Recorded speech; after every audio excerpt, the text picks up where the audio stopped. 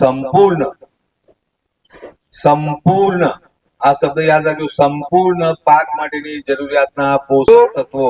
આજ પૈસા લઈને જો સેમિનાર કરવાનું હોય ને તો એની કઈક અસર જુદી હોય. આ કેવું થશે ખબર છે? ક્યાં ગયા હતા કઈ નહીં, શું લાયા હતા કોઈ નહીં. અને જ્યાં વિજ્ઞાન આવે ત્યાં 100% હકીકત આવે કે ખેતી ખર્ચાળ થઈ ગઈ છે. સાચી વાત ને?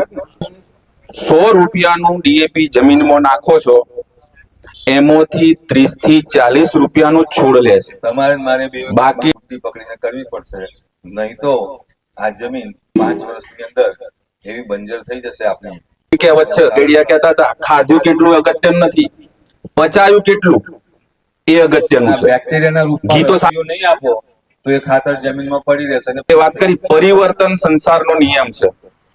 એક ખેડૂતનો ટ્રેનિંગ પ્રોગ્રામ છે. તો વાત કરું તો ભાઈ એગ્રીકોન ન્યુટ્રીટેક લિમિટેડ પહેલા બીજા નામથી ઓળખાતી હતી, પરંતુ જેના સ્થાપક છે એ ધરતીપુત્ર અને કિસાન જ છે. એક ડોક્ટર લાલજીભાઈ ગેલાણી એક સાયન્ટિસ્ટ તરીકે કામ કરેલું છે, અને એમને ગુજરાતની પહેલી બાજરી જે સંશોધિત થઈ એ જામનગર રિસર્ચ સ્ટેશનમાંથી એ બાજરીને બજારમાં મૂકવામાં એમનો સિંહ ફાળો હતો. અને એવા જ એમના સુપુત્ર ડોક્ટર ગેલાણી જે માઇક્રોન્યુટ્રિયન્ટમાં પીએચડી છે, ઘણા વર્ષો અહીં રહ્યા, ઘણા વર્ષો કેનેડા રહ્યા, અને ત્યાંથી સારી પ્રોડક્ટો, સારી ટેકનિક આ ભારતમાં લાવી ગુજરાત અને બીજા સ્ટેટની અંદર, રાજ્યોની અંદર આ પ્રોડક્ટોનો સારામાં સારો ખેડૂતોને લક્ષી ઉપયોગ કરાવે છે. ખેતી આપ સૌ વર્ષોથી કરો છો, ખાતરે વાપરો છો, પરંતુ હજુ બી ઘણી વખત અમે આ ટ્રેનિંગ પ્રોગ્રામ લઈએ છીએ ત્યારે બી ખેડૂતને પૂછવામાં આવે ત્યારે શા માટે એ નથી ખબર પડતી. ખર્ચો આપણે કરીએ છીએ પરંતુ શા માટે એ ખબર નથી. હવે આપણે આધુનિક જમાનામાં અને આધુનિક ઢબની અંદર આ ખેતી કરીએ છીએ ત્યારે આ બધી વસ્તુઓ જાણવી આપણા માટે બહુ જરૂરી છે, અને તમને જણાવવી એ અમારા માટે બી એટલું જ જરૂરી છે. કારણ કે દિવસે ને દિવસે જમીન વધે છે કે ઘટે છે? વધે છે. વધે છે. દિવસે દિવસે જમીન ઘટે છે અને દિવસે દિવસે વસ્તી. તો તમારી ને અમારી આપના સંયુક્ત જવાબદારી છે કે ભાઈ આપણે ઓછી જમીનમાંથી વધારે પ્રોડક્શન લઈ જે વસ્તી વધારો થઈ રહ્યો છે, ચાહે ગુજરાતનો હોય, ભારતનો હોય કે દુનિયાનો હોય, એને ખવડાવવાની જવાબદારી ધરતીપુત્રોની છે. અને એની સાથે જોડેલા આવા અમારા જેવા તજજ્ઞ કે કંપની વાળા સારા સ્ટાફની છે. આ જ વસ્તુને લઈને જયારે આપણે શરૂઆત કરી, જયારે આજથી 50 વર્ષ પહેલા ખેતી કરતા હતા ત્યારે આપણે આપણી જૂની પદ્ધતિ, બાપ દાદાની પદ્ધતિથી કરતા હતા, અને ત્યારે એટલું બધું ઉત્પાદનનું મહત્વ નહોતું. કારણ કે ઘર પૂરતું, ગામ પૂરતું, સમાજ પૂરતું ચાલતું હતું અને એમાં આપણે બધા નમતા હતા. પરંતુ સમય જતા પર્યાવરણ ચેન્જ થયું, આબોહવા ચેન્જ થઈ, નવી નવી જાતો આવી, હાઇબ્રિડ આવ્યું, અને આ પછી આયા પછી જમીનની અંદર ઉત્પાદન વધારવા માટે અને એ જ પ્રમાણે એ ઉત્પાદનને વધારે લેવા માટે એનપીકે ખાતર સિવાય બી બીજા જે પોષક તત્વો છે એનું બી એટલું જ મહત્વની ઇમ્પોર્ટન્સ છે. રસોઈ આપણે બનાવીએ એમાં ખાલી મીઠું ન હોય તો આપણને તરત જ ખ્યાલ આવી જાય. આવા જ સૂક્ષ્મ પોષક તત્વો આપણા પાક માટે ખૂબ જ જરૂરી છે, જેનું મહત્વ ચપટી જેટલું જ હોય, પરંતુ એ ન મળે તો પાકની દેહધાર્મિક ક્રિયાઓ, ઉત્પાદન, વૃદ્ધિ, બીજા ઉત્સેચકોની, બીજા એન્ઝાઇમ જે ઉત્પન્ન થતા હોય પાકની અંદર, જે આપણા માટે ફાયદાકારક હોય, આપણા પાક માટે ફાયદાકારક હોય, એ વંચિત રહી જાય. એટલે આ વસ્તુઓ ખૂબ સમજવી અને એના રાઈટ ટાઈમ, યોગ્ય સમય ઉપયોગ કરવો બહુ જરૂરી છે. ખેતીમાં 3 વસ્તુ બહુ મહત્વની છે: રાઈટ ટાઈમ, રાઈટ ડોઝ અને રાઈટ એપ્લિકેશન. આ 3 વસ્તુ કરો ને તો આપણે જેટલું બી ખર્ચો કરીએ છીએ કે જેટલું બી આપણે અંદર ઇનપુટ નાખીએ છીએ એનો મેક્સિમમ ઉત્પાદન આપણને ખર્ચેલા પૈસાનું વળતર આપના પાક સામે મળે. આ એકદમ સત્ય હકીકત છે. આપણે બીમાર પડીએ ડોક્ટર ગોળી આપે કે ભાઈ સવાર સાંજ 5 દિવસ ખાજો. કેમ એવું કહે? એવું કેમ નહીં કહેતા કે આ ઘરે જઈને હાજર 10 ગોળી લઈ લેજો? કારણ કે એ સાયકલ જે રોગ થયો છે અંદર, કે જે ડિસીઝ છે, કે જે અંદર એના જીવાણુઓ છે એને મારવા માટે આ 12-12 કલાકની સાયકલમાં આપણે ગોળી લઈએ તો એ સમૂળનું નાશ થાય. આ એવી જ રીતે ખેતીમાં બી જરૂરી છે. વસ્તુ વાપરવાની ઓછી હોય પણ એને રાઈટ ટાઈમે વાપરી હોય તો એટલા જ ડોઝની અંદર આપણને ઉત્તમ પરિણામ મળે. અને એ સમય ચૂકી જઈએ પછી 2 સ્પ્રે કરવા પડે, 3 સ્પ્રે કરવા પડે, 2 એપ્લિકેશન કરવી પડે અને જોઈએ એટલું પરિણામ મળે નહીં. લાખો રૂપિયાનું ખાતર આપણે વાપરીએ છીએ. અને બટાકામાં વર્ષોથી હું જોતો આવ્યો છું કે સપ્ટેમ્બર શરૂ થાય ને તો ગાડીઓ ને ગાડીઓ બીકે બાજુ જ આવતી હોય ખાતર. કેમ કે ભાઈ બટાકા એક હેવી ફર્ટિલાઇઝર તમારો ક્રોપ છે અને એમાં ઉત્પાદન સારું લેતા હોય. પરંતુ એનો મેક્સિમમ ઉપયોગ કેવી રીતે આપણે આપણા પાક માટે કરી શકીએ એ બહુ જરૂરી છે.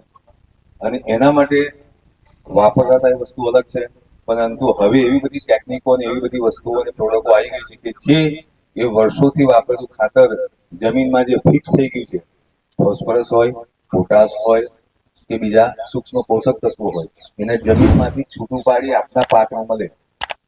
પરિણામે આપણે જો એક કરીએ, ડીએપી ની 2 બેગ કે 3 બેગ નાખતા હોય એની સામે 1 બેગ નાખી અને આવા બીજા જે જમીન સાથે ફિક્સ થઈ ગયેલા પોષક તત્વો છે એને અલભ્ય સ્વરૂપમાંથી લભ્ય સ્વરૂપમાં છોડને મળે, એમાં ફેરવી આપે એવા બેક્ટેરિયા આપણે વાપરીએ તો ઓછા ખાતરમાં ઓછા ખર્ચે બી સારું ઉત્પાદન લઈ શકીએ. અને આ વાપરવાથી જમીનની પ્રત સુધરે, જમીનની પોત સુધરે, હાર્ડનેસ ઘટે, પોરોસિટી વધે અને વર્ષોના વર્ષો સુધી જમીન આપની ફળદ્રુપ રહે અને સારું ઉત્પાદન આપતી રહે. આ બધી વસ્તુઓ આખો શેડ્યુલ બનાવેલો છે એ અમારા હિતેશભાઈ, બેઉ હિતેશભાઈ છે, ગણપતભાઈ, દિનેશભાઈ, એ તમને આપશે. જ ના હોય તો અમારા ડીલર છે એ તમને આપશે. એને લઈને તમે ઉપયોગ કરશો, એ માત્રામાં ઉપયોગ કરશો, એ ડોઝમાં ઉપયોગ કરશો તો 100% તમારો ખર્ચો ઓછો થશે અને ઉત્પાદન સારામાં સારું આવશે, ક્વોલિટી વાળું ઉત્પાદન આવશે, ગોળી ઓછું નીકળશે. આ બધી વસ્તુઓ ખૂબ જ ઇમ્પોર્ટન્ટ છે. આપને ખાતરની વાત કરીએ, ખેડૂતને પૂછીએ તો એવું છે કે ભાઈ ડીએપી, યુરિયા અને પોટાશ, પણ એ સિવાય બાકીના અધર 13 તત્વો એટલા ખૂબ જ જરૂરી છે જે કોઈ પણ સજીવને હોય, ચાહે પાક હોય, પશુ હોય કે આપણે માનવ હોય, દરેક માટે એ ખૂબ જ જરૂરી છે અને એ વાપરવું પડે. એમની રિક્વાયરમેન્ટ ઓછી હોય, એ જોઈતું હોય ચપટી, પણ એ ચપટી ન હોય તો એની ગેરહાજરી તરત આપણને વર્તાય, એવી રીતે પાકને બી વર્તાય. અને એની વધારે ડિટેલ માહિતી અહીં ઉપસ્થિત ભરતભાઈ તમને આપશે. પરંતુ મારે એટલું જ કહેવું છે કે વર્ષોથી આપણે જે ખેતી કરીએ છીએ, ઢોર રાખવા નથી, છાણિયું ખાતર ઓછું થઈ ગયું છે, પરિણામે જમીનની હાર્ડનેસ વધતી ગઈ અને સૌથી ઇમ્પોર્ટન્ટ ઓર્ગેનિક કાર્બન જમીનમાંથી ઘટી ગયો. અને આ ઓર્ગેનિક કાર્બન ઘટી જવાથી આ બધા પ્રશ્નો સોઇલ સાથે આવ્યા છે. હાર્ડનેસ આવી, પોરોસિટી આવી, અવેલેબિલિટી ઘટી ગઈ, વપરાશ ખાતરનો વધી ગયો, દવાનો વધી ગયો, કારણ કે એની અસરકારકતા, ઇફેક્ટિવનેસ આપના પાક ઉપર ને જમીનની અંદર ઓછી થઈ. આ ઇફેક્ટિવનેસને પાછી વધારવા માટે એગ્રીકોન ન્યુટ્રીટેક લઈને આવી છે રીજનરેટિવ એગ્રીકલ્ચર. ફરી એ જ રીતની જમીનને આપણે એ રીતે જ પ્રસ્થાપિત કરીએ અને એ જ સોર્સિસ વાપરીએ કે જે કુદરતે આપેલા છે અને ફરી કુદરત તરફ આ જવાનો એક પ્રયાણ છે, જેથી કરીને આપણે જે પ્રોડ્યુસ કરીએ છીએ એ ઝેરની અસર ઓછી થાય, પર્યાવરણમાં એની અસર ઓછી થાય, પાકમાં ઓછી થાય અને આપણે જે લોકો ખાઈએ છીએ આપણી પ્રોડ્યુસ, ચાહે મગફળી હોય, બટાકા હોય, રાયડો હોય, કોઈ બી પાક હોય, તો એની આડઅસર ઝેર ઓછું આવે અને પોષક તત્વો વધુ આવે એ તરફની આ ગતિ, એને રીજનરેટિવ એગ્રીકલ્ચર કહેવાય. અને એ આજે નહીં તો કાલે તમારે મારે બે કાનની બુટ્ટી પકડીને કરવી પડશે, નહીં તો આ જમીન 5 વર્ષની અંદર એવી બંજર થઈ જશે આપણી, તમારું સારામાં સારું ખેતર બી કોઈ ઉત્પાદન આપે નહીં. એટલે અત્યારથી જાગ્યા ત્યાંથી સવાર એ પ્રમાણે આપણે આગળ વધીએ, જેથી કરીને આવનારા વર્ષો સુધી આપણે સારી રીતે ખેતી કરી શકીએ. તો જે ન્યુટ્રિયન્ટની મેં વાત કરી એ બે વસ્તુ બહુ ઇમ્પોર્ટન્ટ છે. પાવર ઓફ ન્યુટ્રિયન્ટ અને પાવર ઓફ માઇક્રોબ્સ. જમીન ઉપર જેટલા જીવ ફરે છે એના કરતા અસંખ્ય ગણા જીવ જમીનની અંદર છે. ચાહે બેક્ટેરિયા હોય, ફૂગ હોય, માઇક્રોરાઇઝા હોય, અમીબા હોય, અળસિયા હોય, પુષ્કળ પ્રમાણમાં જમીનની ઉપર જેટલા જીવ ફરે છે એના કરતા વધારે જમીનની અંદર આ સૂક્ષ્મ જીવો છે. અને એ આપણી જમીન માટે, આપના પાક માટે ખૂબ જ જરૂરી છે. ખેડૂતના મિત્ર છે, આપના પાકના મિત્ર છે. આ મિત્ર છે એની જોડે દુશ્મન બી હોય. એટલે એવા નુકસાનકારક જીવાણુઓને કંટ્રોલ કરવા માટે બી કુદરતે જ આપેલી વ્યવસ્થામાંથી બનાવેલી પ્રોડક્ટ છે. દાખલા તરીકે બટાકાની અંદર વાત કરીએ તો ભાઈ સડો આવી જાય, સફેદ ફૂગ આવી જાય, ખોવાઈ જાય, તો કુદરતે જ એવા ફૂગ આપેલી છે કે જે ફૂગને આપણે આપણા પાકમાં વાપરીએ, બટાકાનું વાવેતર થઈ જાય, કાં તો ગારોનમાં કાં તો વાવેતરથી 15 દિવસની અંદર તમે આ જ કંપનીનો ટ્રાઇકોન ને સુડોન વાપરો એટલે જમીનજન્ય ફૂગના રોગ 90% સુધી કંટ્રોલ થઈ જાય. એટલે મોંઘામાં મોંઘી ફૂગનાશક વાપરવી ના પડે, એની આડઅસર ના થાય. સાથે સાથે જે આપના પાક માટે, આપની જમીન માટે સારી ફૂગ છે, મિત્ર ફૂગ છે, એ પણ મળે નહીં. આ એક બહુ મોટો પ્લસ પોઈન્ટ છે કે આપના માટે ફાયદાકારક, આપના પાક માટે ફાયદાકારક, આપની જમીન માટે ફાયદાકારક જે ફૂગ છે એ આ જૈવિક ફૂગથી આપણે કંટ્રોલ કરીએ તો એ આપણને વધારે લાભ આપે. બીજું, એનો ડોઝ વસ્તુ નથી.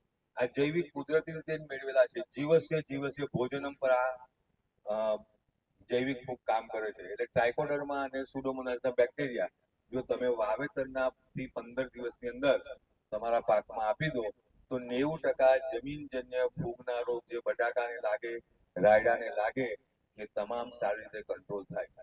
ખર્ચો ઓછો લાગે, જમીનમાં બેક્ટેરિયા અને ફૂગની એક્ટિવિટી વધે, અને આવી નુકસાનકારક ફૂગ જ્યાં સુધી પાક આપનો ઊભો છે ત્યાં સુધી એનું મલ્ટિપ્લિકેશન થયા કરે અને એને કંટ્રોલ કર્યા કરે. એવી જ રીતે અત્યારે બહુ જ માઇક્રોરાઇઝા નામની ફૂગ, વામ, એ ખૂબ જ જરૂરી છે. કારણ કે એનું મુખ્ય કામ એ છે કે જમીનમાં એ ચારાની જેમ પસરાય છે.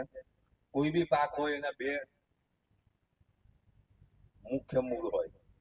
એક મૂળ હોય જે કોઈ પણ પાકને જમીન સાથે જકડી રાખે, અને બીજા વાડ જેવા સફેદ તંતુ મૂળ હોય, સફેદ, કે જેમનું કામ એક જ છે કે આપને આપેલા કોઈ બી ખાતર, પાણી, ન્યુટ્રિયન્ટ, પોષક તત્વોને ખેંચીને છોડ સુધી પહોંચાડવા.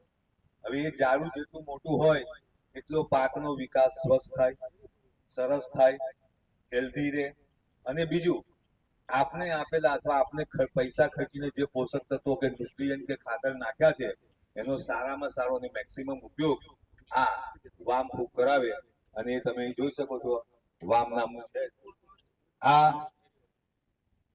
આ પ્રોડક્ટ ફક્ત ડ્રીપની અંદર એકરે 100 ગ્રામ વાપરવાની છે, પરંતુ એની અસર એટલી પાવરફુલ છે કે જ્યારે આપણે પોલિયોના 2 ટીપા પીવડાવે કેવું છે કે 2 કે 3 વખત એને ડોઝ આપો, આખી જિંદગી માણસ પોલિયોના રોગથી બચી જાય. એવું જ આ કામ છે કે ભાઈ આપના ખર્ચેલા પૈસા ખાતરના રૂપમાં, સૂક્ષ્મ તત્વોના રૂપમાં અને પાણી એ જમીનમાંથી ખેંચી અને આપના જ છોડને એ આ વામ ફૂગ પહોંચાડે છે. એટલે વામકોન નામની પ્રોડક્ટ છે, 100 ગ્રામમાં આવે છે. બીજું, એને વર્ષોના વર્ષો તમે વાપરો એટલે જમીન સારી રહે, જમીનની અંદર કાર્બનનું પ્રમાણ વધે. આ કાર્બનનું પ્રમાણ વધે એટલે શું થાય કે જમીનની અંદર આ સૂક્ષ્મ જીવોની એક્ટિવિટી વધે, જે આપણા માટે ફાયદાકારક છે. દાખલા તરીકે અળસિયા છે, ફૂગ છે, એવા બેક્ટેરિયા છે, એવા નેમેટોડ્સ છે, એવા અમીબા છે. આ બધા જ આપની જમીનને, આપના પાકને ફાયદાકારક છે. અને એ એમની સંખ્યા વધતી જાય એટલે જમીન બી પહોંચી રહે, ભરભરી રહે, પ્લસ હાર્ડનેસ ઓછી થાય. અને આપણે જે કંઈક ઇનપુટ આપીએ છીએ, નાઇટ્રોજન હોય, ડીએપી હોય, પોટાશ હોય, યુરિયા હોય કે બીજા સૂક્ષ્મ પોષક તત્વો હોય, એનું સારામાં સારું અવશોષણ અને લભ્ય વધારવામાં આનો પ્રોડક્ટનો સિંહ ફાળો છે. એટલે ખાસ ખેડૂતોને મારી નમ્ર વિનંતી છે કે બટાકાના પાકમાં એક તો હેવી ખૂબ જ ફર્ટિલાઇઝેશન જોઈએ છે, એટલે આવી પ્રોડક્ટ વાપરવી ખૂબ જ જરૂરી છે. એવી જ રીતે બીજી રીતે ફોસ્ફરસના બેક્ટેરિયા, પોટાશના બેક્ટેરિયા, ઝીંકના બેક્ટેરિયા આ વાપરવા બી ખૂબ જ જરૂરી છે. ખાતર એકલું આપી દેવાથી કામ નહીં થાય, પરંતુ એ ખાતરને, કારણ કે છોડ એ સીધું ડીએપી લઈ શકતું નથી, પરંતુ એ ફોસ્ફરસ આ બેક્ટેરિયા એવા સ્વરૂપમાં ફેરવી આપે છે જેથી એ છોડ લઈ શકે.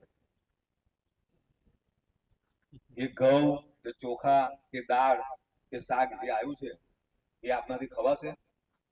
ઘઉં એકલા ખવાશે? ઘઉં ખવાશે? બાજરી ખવાશે? તો શું કરવું પડે? એને બનાવવું પડે. એ કોણ બનાવશે? રસોઈયો.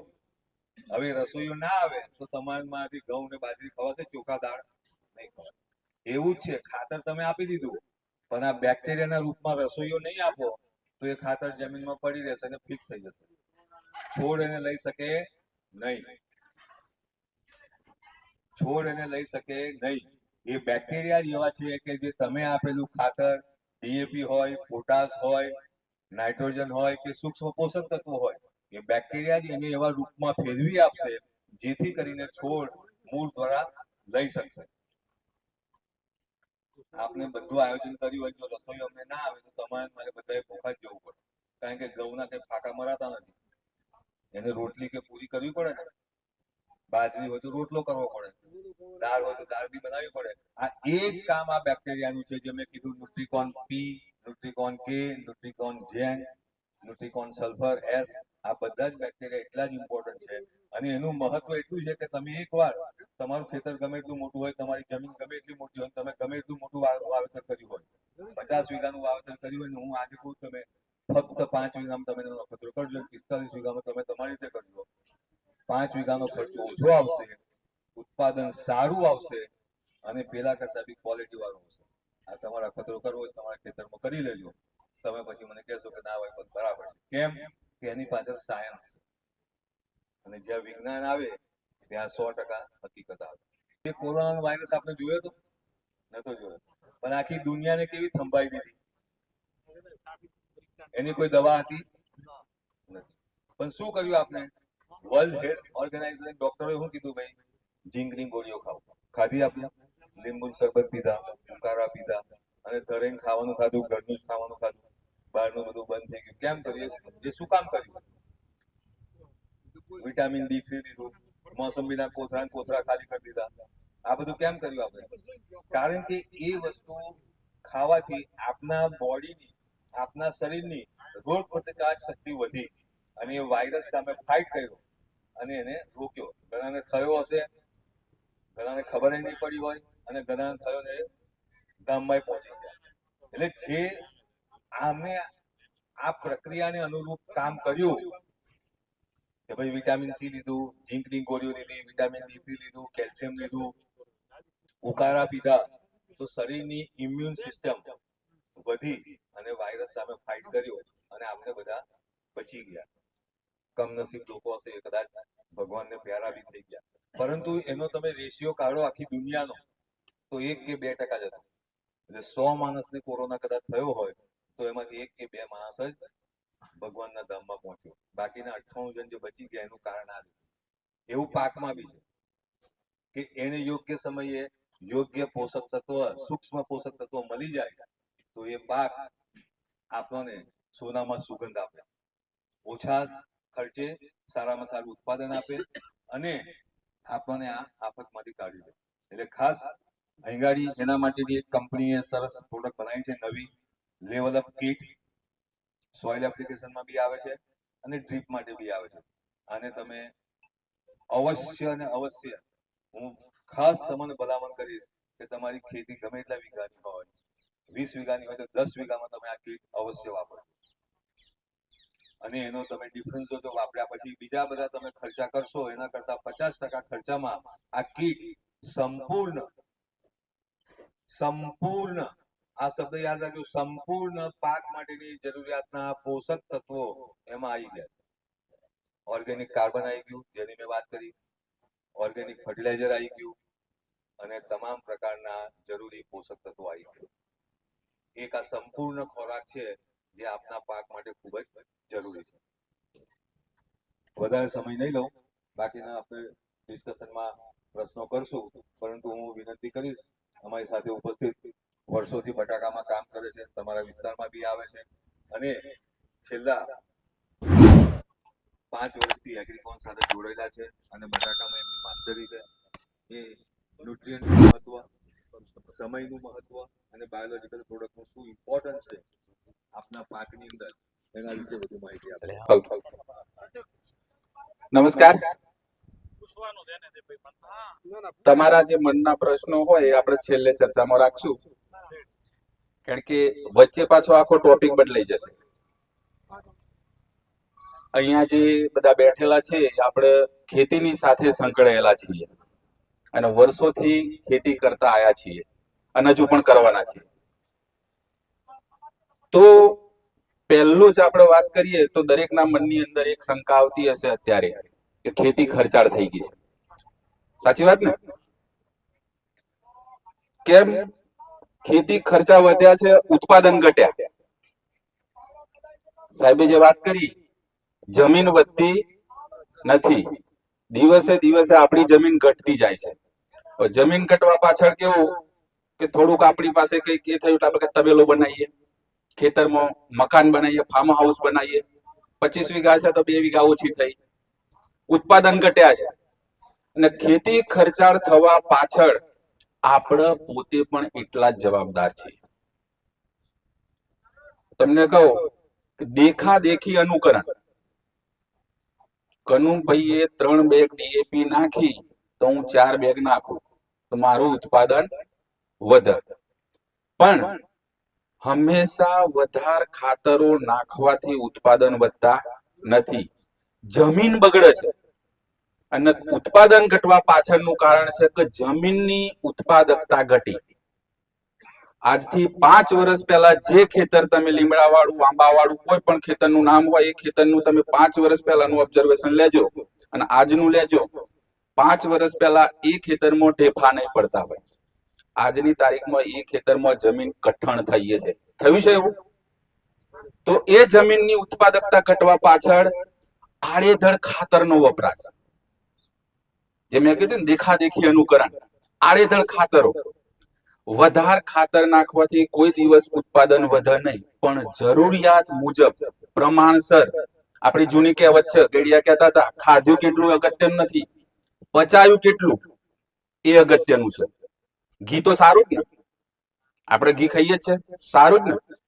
પણ જો ઘી 500 ગ્રામ ખાઈ જવામાં આવે તો ઘેન ચડે, આફરો ચડે, કાં તો ઝાડા થઈ જાય. આ વસ્તુ થાય ને. પણ ઘી ગુણકારી છે, પણ એના જરૂરિયાત મુજબ પ્રમાણસર લઈએ તો. એટલે ખાતરની અંદર એવું છે, બધા ખાતરની જરૂર છે. જમીનની અંદર બટાકાને પકવવા માટે અત્યારે કોઈ કહે છે કે જીવનકાળ દરમિયાન છોડને કેટલા તત્વોની જરૂર પડે? કોઈને ખ્યાલ હોય તો આઈડિયા ખરો? જીવનકાળ દરમિયાન પહેલા 16 તત્વોની જરૂર પડતી, અત્યારે 17 તત્વોની જરૂર પડે છે.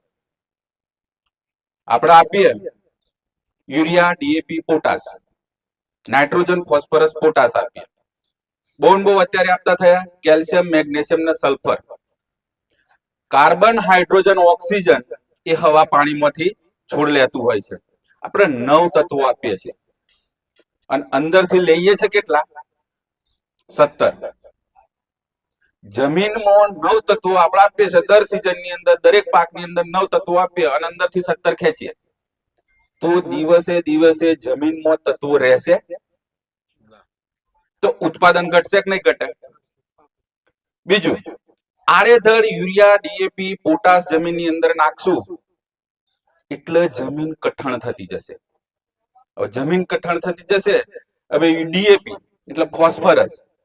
ફોસ્ફરસ ને જોઈએ ને તો તમે 100 રૂપિયાનું ડીએપી જમીનમાં નાખો છો, એમાંથી 30 થી 40 રૂપિયાનો છોડ લેશે, બાકીનું 60 રૂપિયાનું જમીન સાથે જકડાતું હોય છે.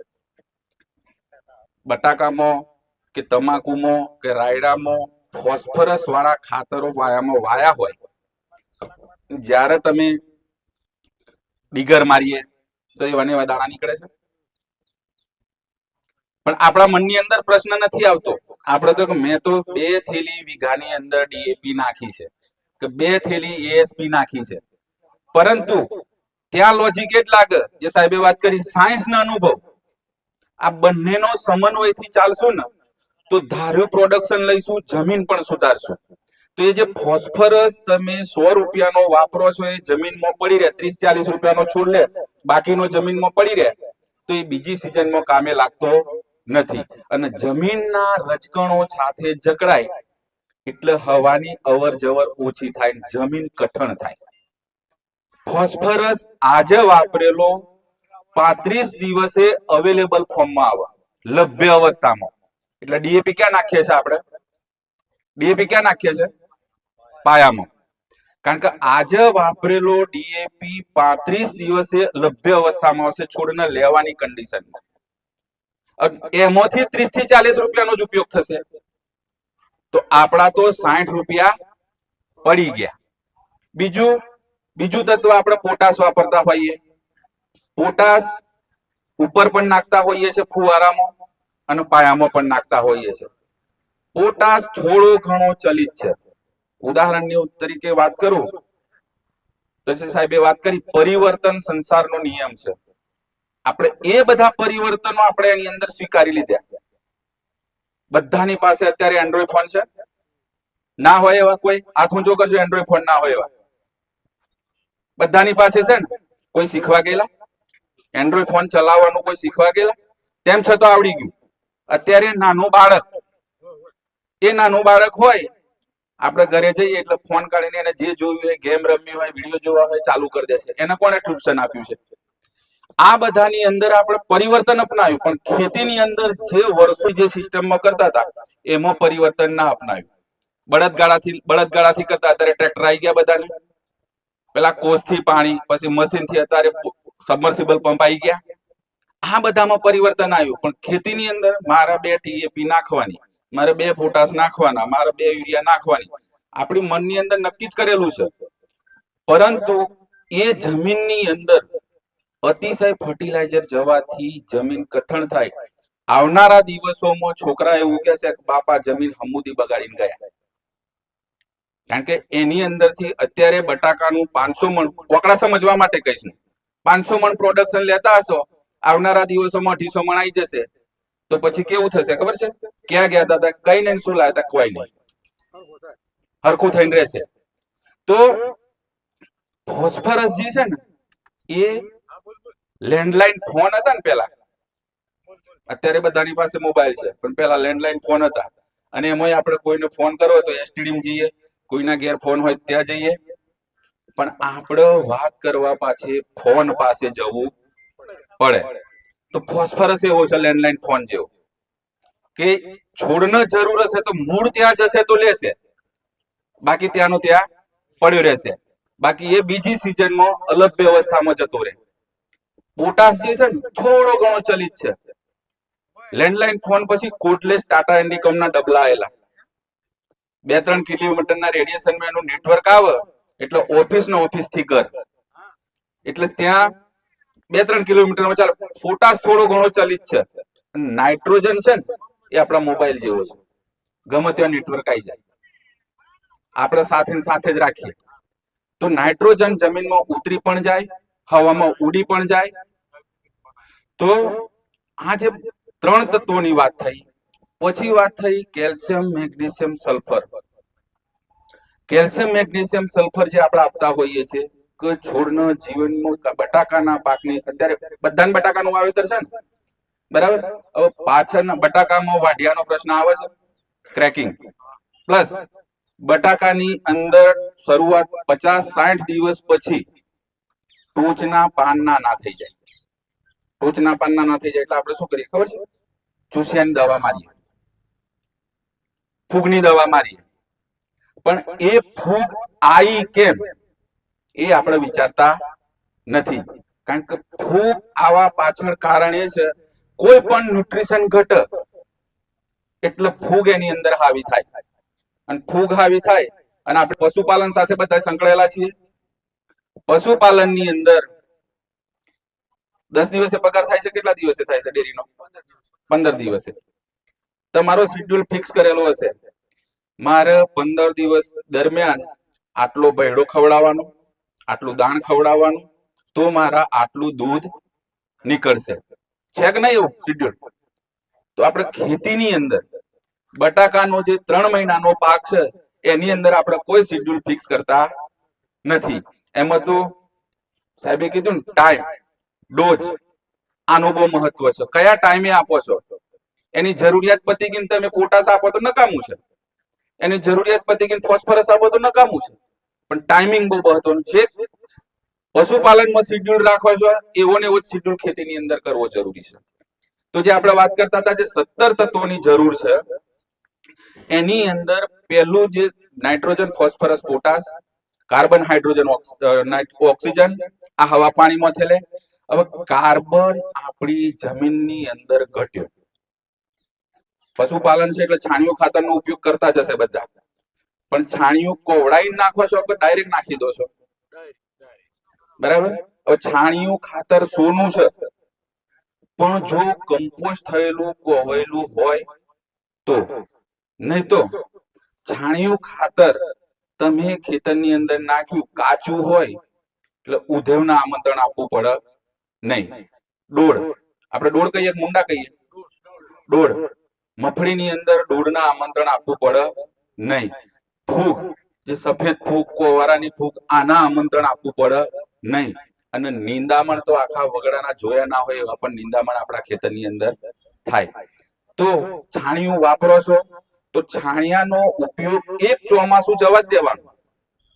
અને શિયાળે બટાકાના ટાઈમે ચોમાસું ગયા પછીનું જે છાણિયું છે એ તમે ખેતરની અંદર વાપરો તો જમીનની અંદર ઓર્ગેનિક મેટર વધશે અને ઓર્ગેનિક કાર્બન વધશે.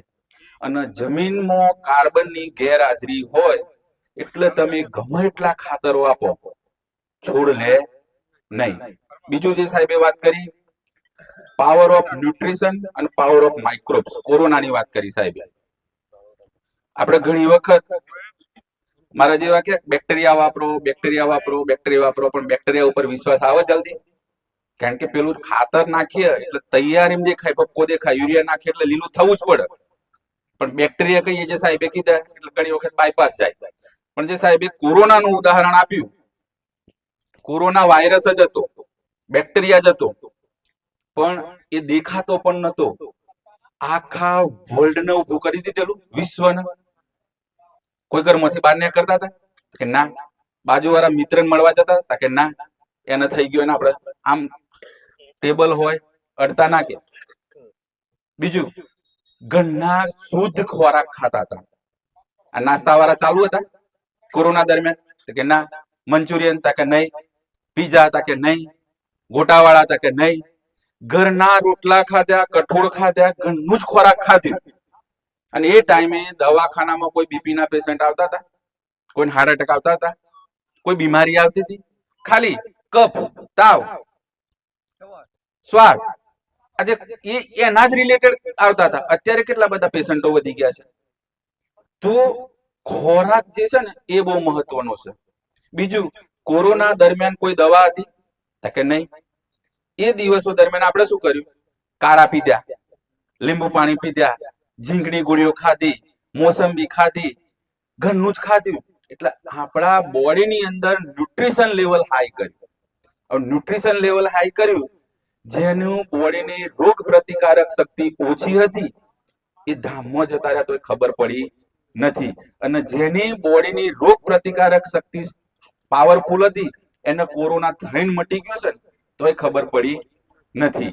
તો એ પાવર ઓફ ન્યુટ્રિશનનો છે, ન્યુટ્રિશનનો પાવર છે. બીજું કે બેવા જ બેક્ટેરિયા, આ જે બધા બેક્ટેરિયા જે સાહેબે વાત કરી, તો એ બેક્ટેરિયાનો પાવર પણ એટલો જ છે.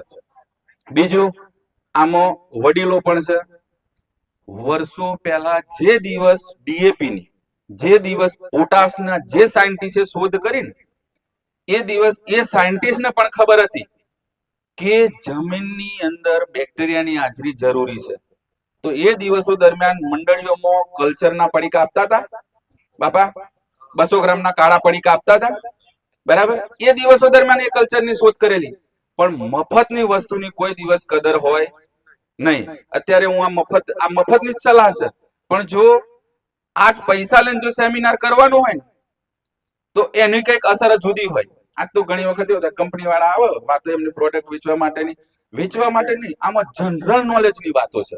તો એ કલ્ચરના પડીકા જે છે ને આપણે ખેતરમાં તો વાપર્યા જ નહીં, ઉકેળામાં ના નાખ્યા, વાડમાં ગયા, કારણ કે મફત મળતા હતા. અને એ દિવસો દરમિયાન જો એ કલ્ચરનો ઉપયોગ કર્યો હોત તો આજની તારીખમાં આપણી જમીનની પરિસ્થિતિ કંઈક અલગ હોત અને મફત મળતા હતા. તો એ જે બેક્ટેરિયાનો પાવર છે, આજુબાજુમાં ગોચર તો છે જ, દરેકને એમાં ગોચર, જંગલની જમીન તો આ બધું છે જ, પરંતુ એ જમીનમાં આ ગાંડો બાવળ ઉગ્યો છે. ગાંડા બાવળને આપણે પાણી આપવા જઈએ, આપણે ગાંડા હોઈએ તો ગાંડા બાવળને પાણી આપીએ, ખાતર નાખીએ છીએ ને, ભર ઉનાળે કેવો લીલોછમ હોય છે, એને કોઈ પાણી નથી આપતું, કોઈ ખાતર નથી આપતું, તેમ છતાં એ લીલોછમ છે. બોરડીનું ઝાડ જોવો તો એને કુદરતી બક્ષિસ છે. એના મૂળની આજુબાજુ જે સાહેબે જે વાત કરી, માઇકોરાઇઝા, કુદરતી જીવો છે એની આજુબાજુ માઇકોરાઇઝા છે. અને માઇકોરાઇઝાને જો ડિસ્ટર્બ કરવામાં ના આવે તો 5 કિલોમીટર સુધીની જમીનની અંદર ચેન લોબી કરે. એને ડિસ્ટર્બ ના કરવામાં આવે તો જમીનમાં ઊંડો ગમે એટલો ભેજ હોય એ ભેજ ખેંચે. સાથે સાથે જમીનની અંદર જે પડેલા હેવી ખાતરો, આ ખાતરો છે એના છોડના મૂળને પહોંચાડવાનું કામ કરે. તો એ બેક્ટેરિયા ત્યાં કામ કરે છે. આપણે ડુંગરા હોઈએ, માઉન્ટ બાજુ જઈએ કે શામળાજી બાજુ જઈએ તો ડુંગરામાં કોણ પાણી પીવા જાય? છોડના. તો ડુંગરાની ટોચે છોડ હોય, એકદમ લીલોછમ હોય, અને એ જ છોડને તમારા ખેતરમાં વાવજો, એને મોટો થતા થતા વાર લાગશે, કારણ કે ત્યાં કુદરતના ખોળે છે. એટલે કુદરતે જીવો મૂકેલા જ છે કે તમારી ખેતીની અંદર ફાયદાકારક પણ છે, નુકસાનકારક પણ છે, પણ એને આપણે સાચવી શક્યા નહીં. આપણે એને જે મિત્રો હતા ને, અળસિયા જોવા મળે છે હવે ખેતરમાં. પહેલા તો વરસાદ પડે, માવઠું થાય કે ચોમાસાની અંદર તો રસ્તા ઉપર અળસિયા થઈ જાય. અત્યારે ગમે એટલો વરસાદ પડે છે, એક અળસિયું નીકળતું હોય તો, કારણ કે એ મિત્રો હતા. પણ મિત્રોને આપણે સાચવી શક્યા નહીં. આડેધડ ખાતરો, આડેધડ દવાઓ. હવે તો શું છે, પેલું તો છૂટું પાણી આપતા, હવે તો ફુવારા થઈ ગયા, ડ્રીપ થઈ ગઈ. એટલે આપણે આપ ચડાવી દો ને, ફુવારામાં દવા છોટી દો, એટલે ફુવારામાં ચડાવો એટલે ફાયદાકારક ફૂગો હોય, ફાયદાકારક જીવો હોય. ફંગીસાઇડ એવું નથી જોવાની, ના આને નહીં મારવા, હું નુકસાનકારક નહીં મારીશ. એ બેનિફિશિયલ હતા, બધા સાફ થઈ ગયા. એટલે જમીનમાં જે સાહેબે કીધું કે રસોઈયા, આપણે ઘઉં, ચોખા, દાળ આ બધું તો નાખી દીધું, પણ એને રાંધવા માટેના જે રસોઈયા હતા ને, એ રસોઈયા તો આપણે આપતા જ નથી. આપણે બધા છાશ પીએ છે ને, મને ખબર છે કે અહીંયા બનાસકાંઠામાં છાશ તો કમ્પલસરી હોય, ઘરની જ હોય, પાઉચની ના હોય. રોજ રાત્રે બેનો દૂધની અંદર દહીં નાખી દે છે, 2 ચમચી કે ઉમેરવણ નાખે છે. હાક નાખ્યા છે તો કેમ? દૂધની અંદર તો ઓલરેડી લેક્ટોબેસિલસ બેક્ટેરિયા છે જ, કે જે દહીંમાં રૂપાંતરણ કરવાના જ છે. પણ મેળવણ કેમ નાખીએ છે? આપણે દહીં બનાવવા માટે નાખીએ છીએ, એક સાયકોલોજી. પણ એ દહીંના દૂધના જલ્દી દહીંમાં રૂપાંતરણ થાય એટલા માટે મેળવણ નાખીએ છીએ. બાકી તમે 2 દિવસ એ દૂધને મૂકી રાખશો તો એમાં જે લેક્ટોબેસિલસ છે એ 2 દિવસમાં દહીં બનાવશે. પણ તમારે તો આજે સાંજે દૂધ મૂક્યું છે, સવારે દહીં જોઈએ છે, એટલા માટે મેળવણ નાખો છો. તો જમીનની અંદર બેક્ટેરિયા છે જ. પેલા દહીંની અંદર જે બેક્ટેરિયા છે ને, તાજા તંદુરસ્ત છે. દૂધની અંદર જે છે એને પ્રોસેસ થતા વાર લાગે. તો પેલા મેળવણ વાળા જાય ને, એટલે અહીંયા કોઈ થળિયું પડેલું હોય, 2 જણા ધક્કા માર માર માર ધક્કા કરતા હોય તો એ થળિયું ઊંચું થશે. પણ અહીંયા બેઠા છે 25 જણા જઈને થળિયું ઊંચું કરીને સાઈડમાં મૂકી દેશે ને, તો આ એ જ પ્રોસેસ કરવાની છે. જમીનની અંદર પણ એ જ પ્રોસેસ કરવાની છે. આપણે મેળવણ આપતું જ રહેવાનું છે, મેળવણ આપતું જ રહેવાનું છે. તમે ડીએપી નાખ્યું, તમે પોટાશ નાખ્યું, તો આ જે એનપીકે ના બેક્ટેરિયા છે, આને જે છે સીઝન દરમિયાન ફુવારામાં 2 વખત પીવડાવો. વોટર સોલ્યુબલ ખાતરો પણ આપતા હોઈએ છીએ, આપણે પાયામાં નાખેલા છે. આ 2 બેક્ટેરિયા છે એ પ્રોસેસ કરશે, જે તમારું વાપરેલું છે, જમીનમાં પડી રહેલું છે, એને લેવડાવશે. અને જમીનની અંદર જેટલી બેક્ટેરિયાની એક્ટિવિટી વધારે એટલી જમીન પોચી ભરભરીને ફળદ્રુપ થશે.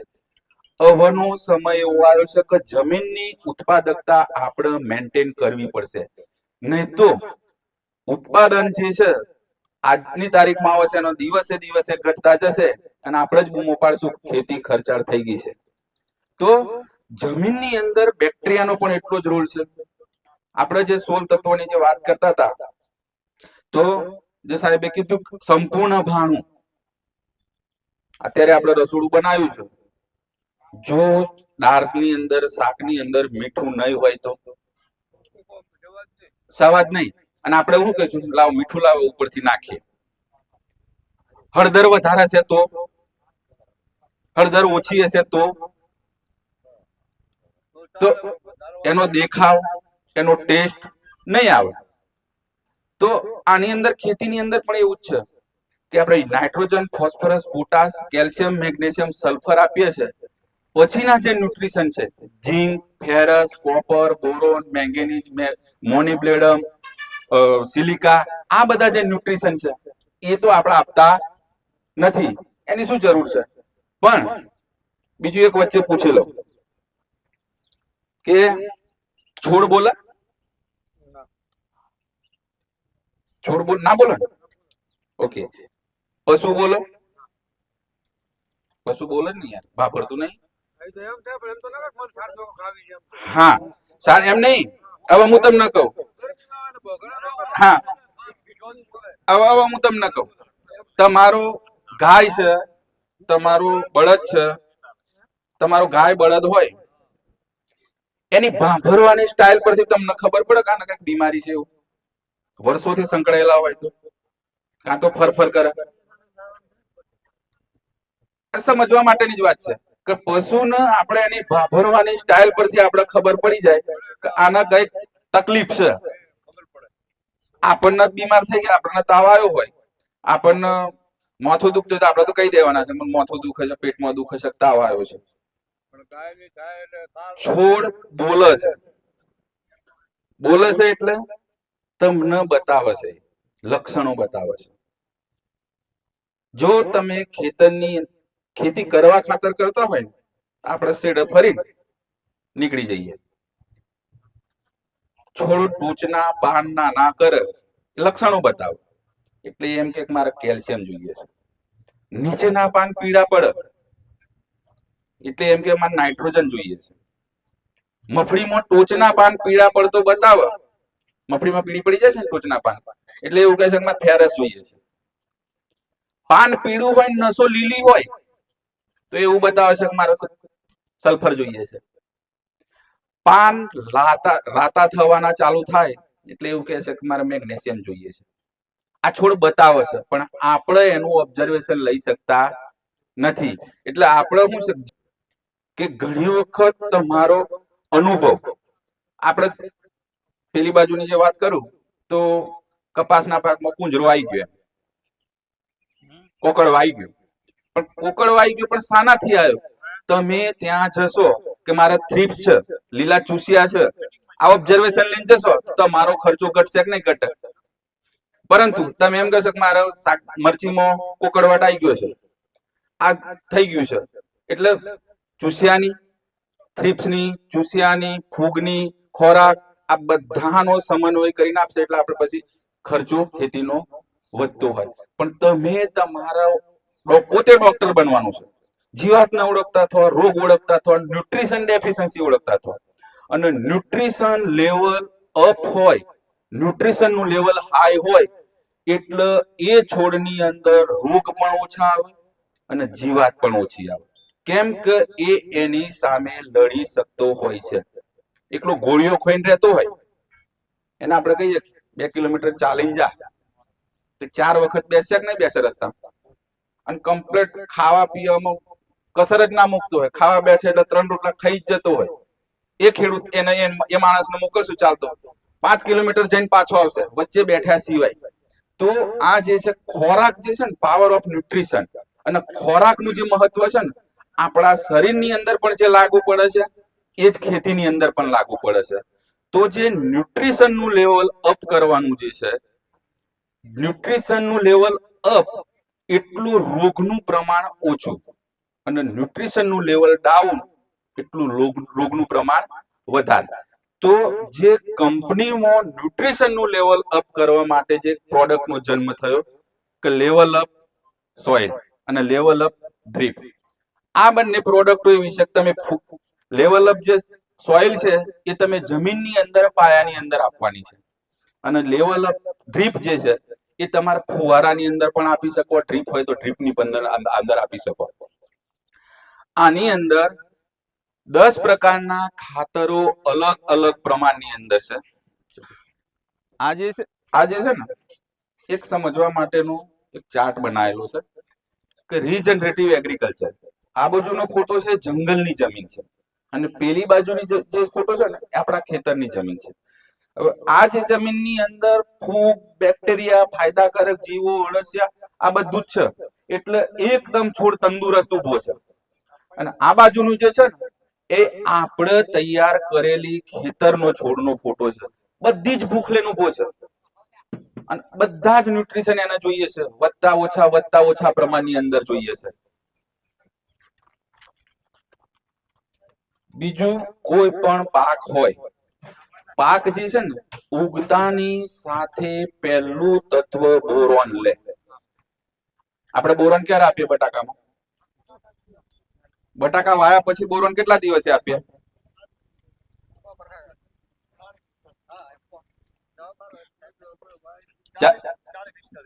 ચાલીસ 45 દિવસે. હવે પહેલું જ બોરોન લે છે અને આપણે આપીએ છીએ ક્યારે? 40-45 દિવસે. બીજું, બટાકાના પાકની અંદર પાછળથી આપવામાં શું થાય તમને કહું? બટાકા જે છે 25 દિવસ પછી ટ્યુમર છૂટવાના ચાલુ થઈ જાય. હવે એ દિવસો દરમિયાન બોરોનની ભૂખ લઈને છોડ ટ્યુમર નીકળશે તો એની અંદર ક્રેકિંગ પણ આવશે, અને બોરોનની ડેફિશિયન્સીને કારણે સ્કેબ પણ આવી શકે એની અંદર. બીજું તત્વ લે છે સિલિકા. સિલિકા આપણે આપતા નથી. ત્રીજું લે છે કેલ્શિયમ. બોરોન જે છે એક કોષમાંથી 2 કોષ કરવાનું કામ બોરોન કરતું હોય. કેલ્શિયમ જે છે એનું બંધારણ મજબૂત કરવાનું કરતું હોય. આપણે ખાતરનો ડોઝ ચાલુ થાય 25 દિવસ પછી, અને એમાં પહેલું યુરિયા આપીએ, પોટાશ આપીએ, કેલ્શિયમ નાઇટ્રેટ કે આપણે 35 દિવસ પછી આપતા હોઈએ. પછી નાઇટ્રોજન. યુરિયા તો આપણે આપતા જ હોઈએ છીએ એટલે નાઇટ્રોજન છોડ લઈ શકે. પછી મેગ્નેશિયમ. મેગ્નેશિયમ એના જે ટાઈમ આવતો હોય 30 દિવસ 40 દિવસના એ પીરિયડની અંદર આપણે મેગ્નેશિયમ આપતા હોય છે.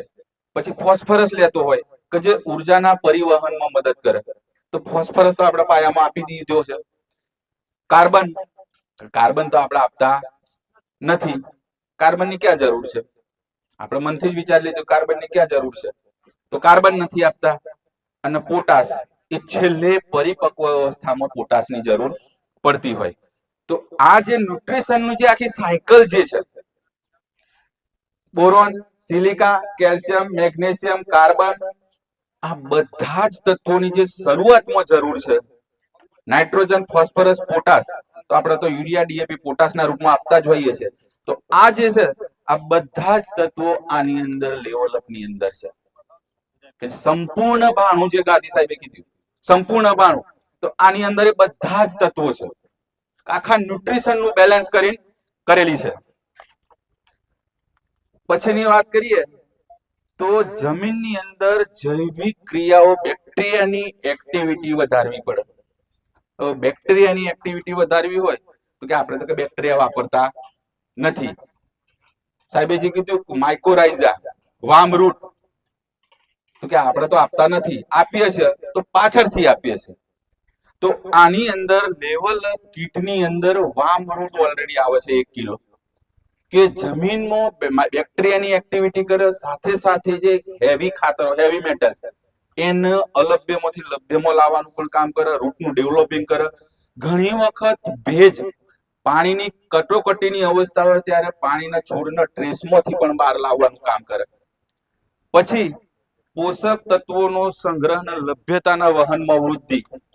પોષક તત્વોનો સંગ્રહ ઘણી વખત ઘણા તત્વો લીચિંગ થઈ જાય. બોરોન એ ચલિત છે, પાણી આપો પાણી સાથે નીચે ઉતરી જાય, નાઇટ્રોજન પાણી સાથે ઉતરી જાય, ઉપર નાખીએ તો હવામાં ઉડી જાય. તો એના માટે પીએચ, ઇન્ટિગ્રેટેડ ન્યુટ્રિશન મેનેજમેન્ટ અને ઓર્ગેનિક કાર્બન, આ ત્રણનું મેનેજમેન્ટ કરવું જરૂરી છે.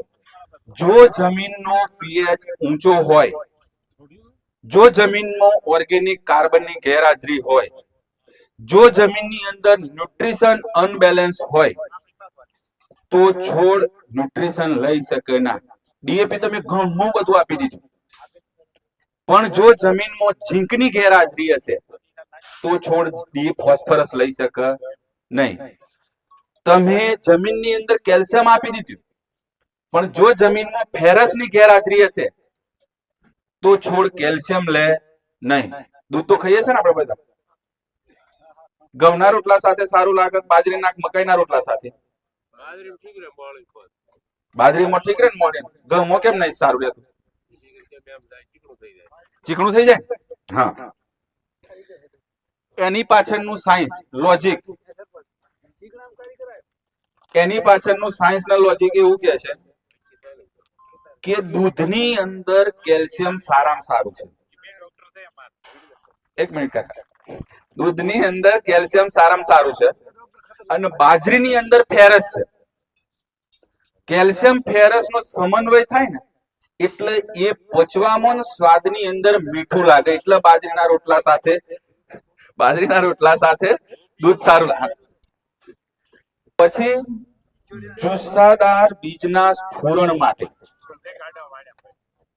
જુસ્સાદાર બીજના સ્ફુરણ માટે ઝીંક, મેંગેનીઝ અને કેલ્શિયમ આ તત્વો જોઈએ. પહેલું જે અહીંયા જે વાત કર્યું કે જૈવિક માઇક્રોબિયલ એક્ટિવિટી કરવા માટે તો કીટની અંદર વામરૂટ આવે. પછી કીધું કે પીએચ, ઇન્ટિગ્રેટેડ ન્યુટ્રિશન નો ઓર્ગેનિક કાર્બન મેન્ટેન કરવા માટે તો લેવલ અપ કીટની અંદર પીએચ મેન્ટેન કરવા માટે એગ્રોસિલ ઓર્ગેનિક આવે કે જેની અંદર ઓર્ગેનિક કાર્બન આવે. બીજું કે રીગર 3 ગ્રેન્યુઅલ આવે કે જેની અંદર ઓર્ગેનિક કાર્બન આવે. ઇન્ટિગ્રેટેડ ન્યુટ્રિશન મેનેજમેન્ટ, એ ન્યુટ્રિશન મેનેજમેન્ટ બધા જ ન્યુટ્રિશન નો સમન્વય થાય. ત્રીજું છે જુસ્સાદાર બીજ સ્ફુરણ અને છોડનું મજબૂત સ્થાયીકરણ. એના માટે ઝીંક, મેંગેનીઝ ને કેલ્શિયમ જોઈએ. ઝીંક, મેંગેનીઝ ને કેલ્શિયમ. મેંગેનીઝ તો કે આપણે આપતા નહીં. વેલાવાળા પાકની અંદર પાવડરી મિલ્ક ભૂકી છારો આવે છે ને, તરબૂચ ટીટીની અંદર ભૂકી છારો, એ છાસ્યો એની અંદર મેંગેનીઝ તત્વ ઘટ એટલે પાવડરી મિલ્ક છાસ્યાની ફૂગ એની અંદર હાવી થાય. તો આની અંદર ઝીંકની જરૂરિયાત માટે નેવિટાસ ઝેડએન આવે, મેંગેનીઝની જરૂરિયાત માટે નેવિટાસ એમએન આવે. હવે કેલ્શિયમની જે જરૂર પડે છે એના માટે એની અંદર એગ્રોસિલ ઓર્ગેનિક આવે કે જેની અંદર કેલ્શિયમ આવે. પછીની જે જરૂર પડે પ્રકાશ સંશ્લેષણની ક્રિયાને વેગવંતી બનાવવા. પાન જે છે એ છોડનું રસોડું છે. પાનની અંદર ક્લોરોફિલ નહીં હોય તો એ ધીરે ધીરે પાન સંકોચાશે, પીળું પડશે અને પાન ખરી પડે. હવે પાનની અંદર ક્લોરોફિલ બનાવવા માટે મેગ્નેશિયમ જોઈએ. એગ્રોસિલ 9 નંબરના નામથી આની અંદર લેવલ અપ કીટની અંદર મેગ્નેશિયમ આવે અને ક્લોરીન ફ્રી, સંપૂર્ણ ક્લોરીન ફ્રી. એ ક્લોરીન વિશે થોડું આગળ પછી વાત કરીએ. પછી જોઈએ કેલ્શિયમ તો એગ્રોસિલ ઓર્ગેનિક. બોરોન જોઈએ તો આની અંદર બોરોલક્સ આવે. પછી જોઈએ ફોસ્ફરસ તો આપણે ડીએપી ના રૂપમાં આપતા હોય અને ફેરસ. આ બધા ન્યુટ્રિશન નું જરૂર પડે. કોષની મજબૂતાઈને, કોષ મજબૂત કરવા માટે, છોડની દાંડી થડ મજબૂત કરવા માટે કેલ્શિયમની જરૂર પડે, સિલિકાની જરૂર પડે, બોરોનની જરૂર પડે. એ પણ આની અંદર આવી જાય. છેલ્લે જૈવિક તણાવ અને અજૈવિક તણાવ. જૈવિક તણાવ એટલે બેક્ટેરિયાની ગેરહાજરી હોય ત્યારે છોડ ખોરાક ના લે તો એના માટે જે છે બેક્ટેરિયા જે પણ આની અંદર આવે. અજૈવિક તણાવ કહીએ કે જે જમીન ઉપરથી ટ્રેસ આવતો હોય, ટેમ્પરેચર ઘણી વખત હાઈ જતું રહ્યું બટાકાના પાકમાં તો છોડ ટ્રેસમાં આવી જાય. આપણે જોઈએ છે કે ઋતુ ચેન્જ થાય, ઋતુ ચેન્જ થાય એટલે નાના છોકરા એમને શરદી થઈ જાય, ખાંસી થઈ જાય. આપણે મોટાના પણ થઈ જાય. તો ડોક્ટર જોડે જઈએ શું કે વાયરલ ફીવર. પણ ઋતુ ચેન્જ થાય એટલે ખોરાકમાં પણ ચેન્જીસ આવે અને એ ઇનબેલેન્સ થાય એટલે શું થાય કે આપણી બોડી સપોર્ટ કરે નહીં, એટલે કંઈક ને શરદી ખાંસી ઉધરસના રૂપની અંદર એ થાય. તો અજૈવિક તણાવ જે છે, અજૈવિક તણાવની અંદર શિયાળાની અંદર આપણે કચરિયું ખાઈએ, ચ્યવનપ્રાશ ખાઈએ, પછી મેથી ખાતા હોય છે, કારણ કે ગુણ સારું કરે. તો એ જે આપણે બોડીના માટે જે ન્યુટ્રિશન લેવલ હાઈ કરીએ છીએ, તો એ જ રીતે છોડના ન્યુટ્રિશન લેવલ હાઈ કરવા માટે લેવલ અપ કીટ. નેક્સ્ટ. હવે જે મેં કીધું કે ઘણા તત્વો આપણે આપીએ છીએ, પણ ઘણા ગતિશીલ હોય, અગતિશીલ હોય. તો વધુ ગતિશીલ તો બોરોન, સલ્ફર, નાઇટ્રોજન. બોરોન ને સલ્ફર ને નાઇટ્રોજન એ ગતિશીલ છે, પણ એને પકડી રાખવા માટે શું કરવું પડે? તો કે કાર્બન જોઈએ, બેક્ટેરિયા જોઈએ. તો એના માટે છે આજે વામરૂટ આવે છે. પછી ઓછા ગતિશીલ કેલ્શિયમ, મેગ્નેશિયમ, પોટાશ ને મોનિબ્લેડમ, એ ઓછા ગતિશીલ છે, થોડા ઘણા ચલિત, જે મેં કીધા ટાટા ઇન્ડિકોમના ડબલા જેવા. તો એ જે છે એને પણ પકડી રાખવા માટે જમીનમાં કાર્બન જોઈશે, બેક્ટેરિયા જોઈશે. તો કે બેક્ટેરિયા પણ આની અંદર આવે, કાર્બન પણ આની અંદર લેવલ અપની અંદર આવે. અને નહિવત ગતિશીલ, એકદમ નહિવત, તો એની અંદર ફેરસ, કોપર, મેંગેનીઝ, ઝિંક ને ફોસ્ફરસ. એ લેન્ડલાઇન ફોન જેવા છે, મૂળ ત્યાં જશે તો છોડ લેશે, બાકી પડી રહેશે. તો એના છોડ સુધી, મૂળ સુધી પહોંચાડવા માટે બેક્ટેરિયાની જરૂર પડે. તો કે વામરૂટ એની અંદર આવે. નેક્સ્ટ. ઘણી વખત જમીનનું પીએચ, જમીનનું ટેમ્પરેચર આ પ્લસ માઇનસ હોય. ઓછો પીએચ હોય, માઇનસમાં પીએચ હોય તો તમે ઘણું ખાતર આપી દો, છોડ ના લે. પ્લસ પીએચ હોય, 7.5 જે છે તટસ્થ પીએચ કહેવામાં, ન્યુટન પીએચ, એની અંદર ગમ્મત એ આપો એ છોડ લે. પણ ટેમ્પરેચર અપ જાય, 42 પ્લસ જાય એટલે છોડ ખોરાક લેવાનું બંધ કરી દે. કારણ કે એ તો આપણે તો ઘરની અંદર એસી પંખા ચાલુ કરીને બેસીએ છીએ, તો તડકામાં ઉભો છે, તડકો વેઠવાનો, ખોરાક કેવી રીતે લઈ શકે? ટેમ્પરેચર ડાઉન જાય, 5-7 ડિગ્રીનું ટેમ્પરેચર જતું રહે, ત્યારે છોડ એકદમ સ્થૂળ થઈ જાય, એટલે ત્યારે ખોરાક ના લઈ શકે. અને એ દિવસો દરમિયાન છોડને વેગ આપવા માટે, ખોરાક લેવા માટે બેક્ટેરિયાની જરૂર પડે. અને એ બેક્ટેરિયા માઇકોરાઇઝા, વામરૂટ પણ આની અંદર આવે. પ્લસ જે મેં એનપીકે ના બેક્ટેરિયા તમને કીધા, એ એનપીકે ના બેક્ટેરિયાનો વપરાશ કરવાનો. ઘણી વખત આપણે છોડની વાત કરીએ તો ઘણી વખત કેવું લાગે કે સવારે ઘરથી નીકળતા ટાઈમે આપણે નાસ્તો કરી લીધો, ભૂખ્યા નીકળ્યા, પહેલા શરૂઆતમાં ભૂખ્યા નીકળ્યા, તો આપણને થોડા આગળ જશું એટલે ભૂખનો અહેસાસ થશે. બાજુમાં મિત્ર હોય તો એને એમ કહીશું ભૂખ લાગી છે, આવું આપણે કહીશું. તો છોડ પણ એવું જ કહે છે, ભૂખ્યો છે, એટલે એ લક્ષણો બતાવશે. આ રીતના જે છે ને ઉણપ બતાવશે. જે મેં કીધું, પાન પીળા પડે, ટપકા પડે, નાના થાય. પરંતુ જો ઘરેથી નીકળતા 10 વાગે નાસ્તો કરી લીધો, આપણો જમવાનો ટાઈમ 12 વાગ્યાનો છે, પણ 10 વાગે નાસ્તો, રેગ્યુલર 3 રોટલા ખાઈએ છે, 2 રોટલા ખાઈએ છે, પણ અડધો રોટલો દૂધની અંદર ચોરીને ખાઈને નીકળ્યા 10 વાગે, તો આપણે ભૂખ્યા કહેવાશું? તો રહેલા કહેવાશું? એટલે નથી ભૂખ્યા, નથી ખાધેલા. તો એ દિવસો દરમિયાન જે છોડ બતાવે નહીં, છોડ ભૂખ્યો છે પણ લક્ષણો નહીં બતાવે, અને એની અસર આવશે ઉત્પાદનની અંદર.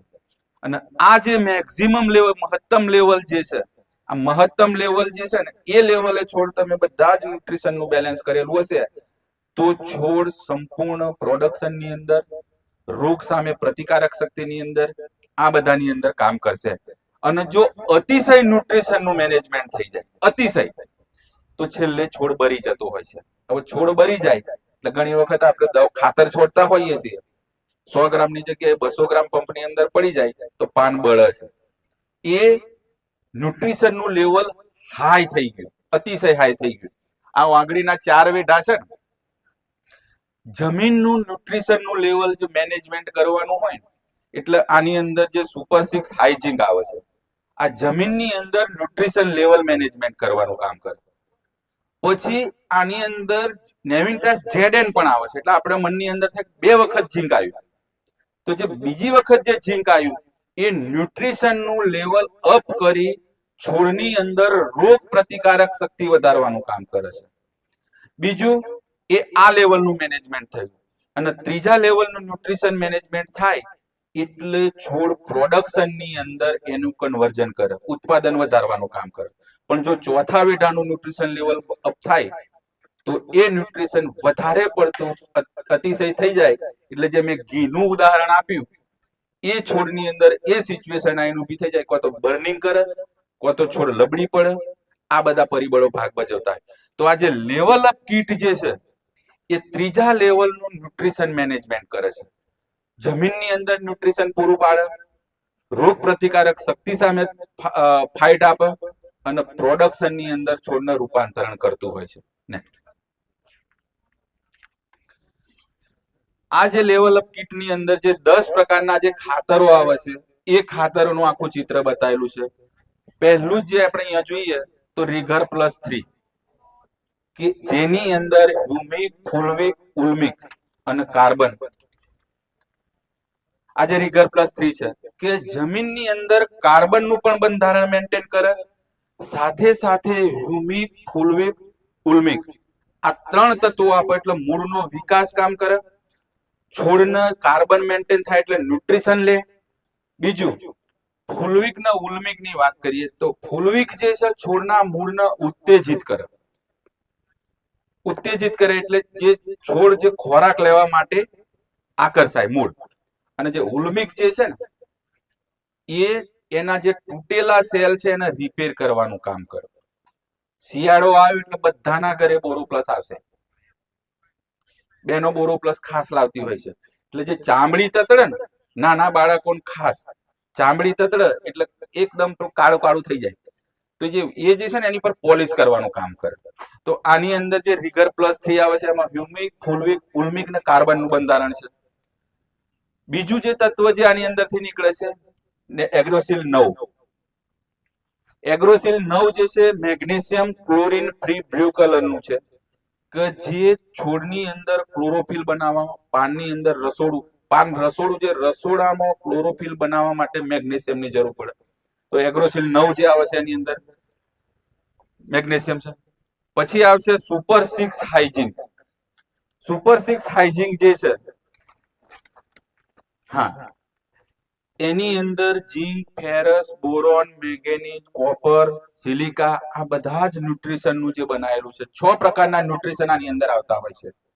તો આ જે છે કે જમીનની અંદર જે ન્યુટ્રિશનનું લેવલ ડાઉન થયું છે, જે મેં શરૂઆતમાં કીધું આપણે 6 આપીએ છે અને 17 કાઢીએ છે, 6 આપીએ છે અને 17 કાઢીએ છે, તો આ જે છે પેલા 6 + 6 એટલે 12 તત્વોનું બેલેન્સ કરવાનું કામ કરે. નાઇટ્રોજન, ફોસ્ફરસ, પોટાશ આપણે આપીએ, કાર્બન, હાઇડ્રોજન, ઓક્સિજન આપીએ હવા પાણીમાંથી, બીજા 6 મળ્યા.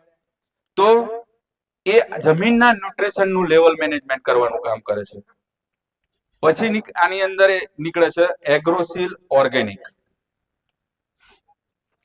એગ્રોસિલ ઓર્ગેનિક જે છે કે જેની અંદર calcium, magnesium, sulphur +14% organic carbon. એટલે કાર્બન જમીનમાં બંધારણ મેનેજમેન્ટ માટે કાર્બનના સોર્સિસ છે એગ્રોસિલ ઓર્ગેનિક અને રીગર +3 કે જે આની અંદરથી કેલ્શિયમ, મેગ્નેશિયમ, સલ્ફર આ ન્યુટ્રિશન મળે, સિલિકોન મળે પ્લસ ઓર્ગેનિક કાર્બન મળે. પછી આની અંદરથી નીકળે છે વામરૂટ.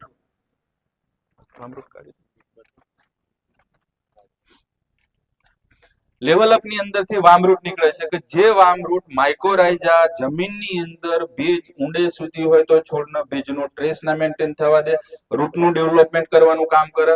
સાથે સાથે હેવી મેટલ, ભારે ન્યુટ્રિશન કે જે અજગર જેવા, લેન્ડલાઇન ફોન જેવા એ ન્યુટ્રિશનનો વહન કરવામાં મદદરૂપ થતો હોય છે. પછી એની અંદર અલ્ગાજાઇમ. અલ્ગાજાઇમ છે સીવીડ એક્સટ્રેક્શન.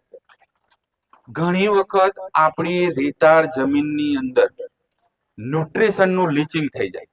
જે હલકા ન્યુટ્રિશન જે છે મેં કીધા કે બોરોન, નાઇટ્રોજન, સલ્ફર આપણે ફુવારાની અંદર આપીએ અને પાણી આપીએ એટલે પાણી સાથે નીચા વહન થાય. તો અલ્ગાઝાઇમ જે છે, સીવીડ જે છે એ ન્યુટ્રિશન પકડી રાખવાનું કામ કરે, સાથે સાથે છોડના મૂળના વિકાસની અંદર પણ મદદ કરવાનું કામ કરતું હોય. પછી આની અંદર નીકળે બોરોલક્સ ગ્રેન્યુઅલ. બોરોલક્સ ગ્રેન્યુઅલ જે છે કે જીબેસ આગળ વાત કરી, સૌથી પહેલું તત્વ છોડ બોરોન લે.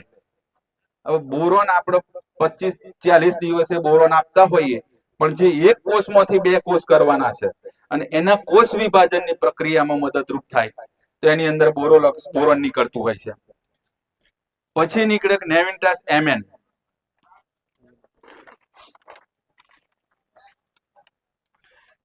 મેંગેનીઝ.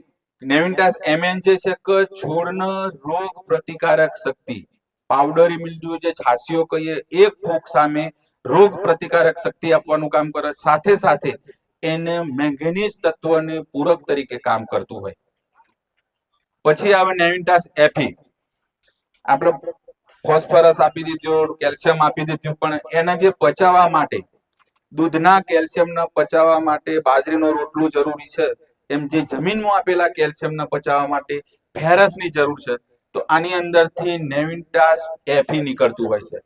અને જે છેલ્લે નીકળે છે એની અંદર નેવિન્ટાસ ઝેડએન. 21% ઝીંક, કે જે ઝીંકનું લેવલ હાઈ કરે, ફેરસનું લેવલ હાઈ કરે, નેવિન્ટાસ એફી ફેરસનું લેવલ હાઈ કરે. તો આ જે એક સંપૂર્ણ ભાણું નાઇટ્રોજન, ફોસ્ફરસ, પોટાશ સિવાયનું જે સંપૂર્ણ ભાણું જે છોડને જોઈએ છે, એ આ લેવલ અપ કીટની અંદર આવે છે. અને એ 1 એકરની અંદર 1 કીટ વાપરવાની છે. આપણે અહીંયા 24 ગુંઠાનો 1 વીઘો, વીઘા પ્રમાણે ચાલે ને, એટલે 1.5 વીઘાની અંદર, 1.5 વીઘાની અંદર આ 1 કીટ વાપરવાની છે. બટાકા હોઈ ગયા છે તો પાયામાં જે આ પાયામાં નાખવાની કીટ છે. એવી જ રીતે આ બટાકા વાવેતર થઈ ગયું, પાયાનો શેડ્યુલ પૂરો થઈ ગયો, તો એના માટે લેવલ અપ ડ્રીપ છે. બાકી હોય તો પાયામાં જ લેવલ અપ સોઇલ વાળી વાપરી દેવાની. અને અત્યારે એવા ફુવારામાં ઉડાડવા માટે, તો ફુવારામાં જે લેવલ અપ ડ્રીપ છે, આની અંદર 9 તત્વો નીકળે છે. 9 પ્રકારના અલગ અલગ ખાતર નીકળતા હોય છે, કે જે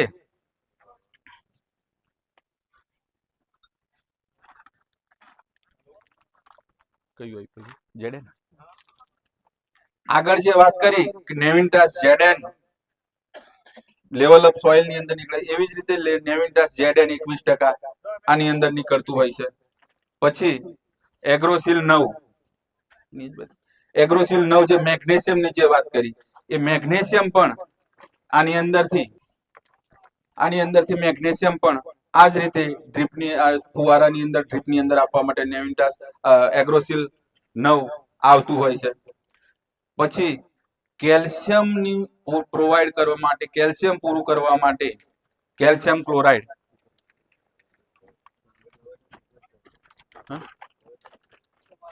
આ જે આની અંદર જે પેલામાં જે લેવલ ઓફ સોઇલ ની વાત કરી, એવી જ રીતે આની અંદર પરથી 9 ખાતરો અલગ અલગ નીકળતા. કેલ્શિયમ ક્લોરાઇડ, નેવિન્ટાસ 3G, કે જે પેલામાં જે સુપર 6 હાઇજિંક છે, એવી જ રીતે આની અંદર નેવિન્ટાસ 3G છે, કે 6 પ્રકારના ન્યુટ્રિશનનું મેનેજમેન્ટ કરવા માટે આ ડ્રીપનું ફુવારાની અંદર આપી શકવાનું.